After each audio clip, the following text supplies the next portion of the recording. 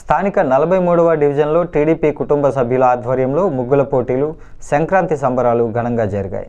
City MLA Adireddy Srinivas డివిజన్లో వేసిన అన్ని ముగ్గులను తిలకించిన అనంతరం ముగ్గుల పోటీ విజేతలను ప్రకటించారు. ఆయన మాట్లాడుతూ కూటమి ప్రభుత్వం మహిళల భద్రతకు అధిక ప్రాధాన్యత ఇస్తుందన్నారు. మీ భద్రత మా బాధ్యత కార్యక్రమం తెలుసుకున్న అన్ని సమస్యలను ఎప్పటికప్పుడు పరిష్కరిస్తున్నామన్నారు. ఈ డివిజన్లో అన్ని సమస్యలు శాశ్వతంగా పరిష్కరిస్తామని, ప్రజలకు అండగా నిలబడతామని చెప్పారు. పుష్కరాలకు ముందే పెండింగ్లో ఉన్న అన్ని పనులు పూర్తి చేస్తామని భరోసా ఇచ్చారు.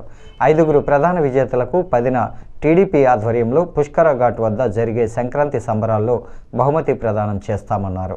కన్సోలేషన్ బహుమతులను ఎమ్మెల్యే ఆదిరెడ్డి, గూడ మాజీ చైర్మన్, టీడీపీ రాష్ట్ర ప్రధాన కార్యదర్శి గన్ని కృష్ణ చేతుల మీదుగా ప్రదానం చేశారు. కంటిపూడి శ్రీనివాస్ ఆధ్వర్యంలో సంక్రాంతి సంబరాలు ఘనంగా జరిగాయని ప్రశంసించారు. ఈ కార్యక్రమంలో టీడీపీ జిల్లా కార్యదర్శి కాశీ నవీన్, టీడీపీ ఇన్ఛార్జ్ కంటిపూడి శ్రీనివాస్, మాజీ కార్పొరేటర్లు కంటిపూడి పద్మావతి, జవ్వాది మురళీకృష్ణ, పాలవలస వీరభద్రం తదితరులు పాల్గొన్నారు. ఈ నంబర్కి మీరు వాట్సాప్ చేసిన ఈ నెంబర్ మహిళలే ఇది మనకి సంక్రాంతి సంబరాలను 42 డివిజన్లో ఏర్పాటు చేసిన మన గౌరవ శాసనసభ్యులు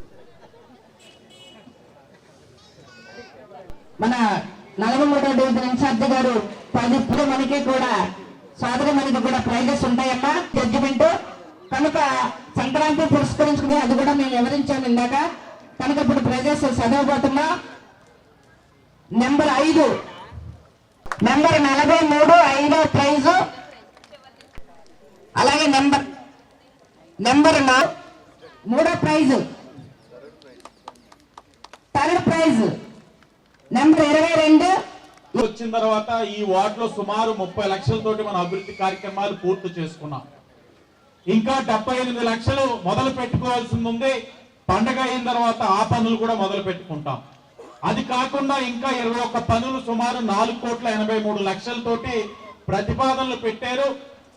ఈ సంవత్సరంలో పుష్కరాలు లోపు ఈ 4,83 లక్షలతో కూడా ఈ వార్డులో పనులన్నీ పూర్తి చేసే బాధ్యత కూటమి ప్రభుత్వం అని కూడా మీ అందరికీ తెలియజేసుకుంటూ, అందరికీ కూడా సంక్రాంతి మరియు నూతన సంవత్సర శుభాకాంక్షలు తెలియజేస్తూ, జడ్జెస్ అందరూ కూడా అనుభవం కలిగిన వాళ్ళు, చాలా చాకచక్యంగా వ్యవహరించగలరు, అన్ని చూశారు.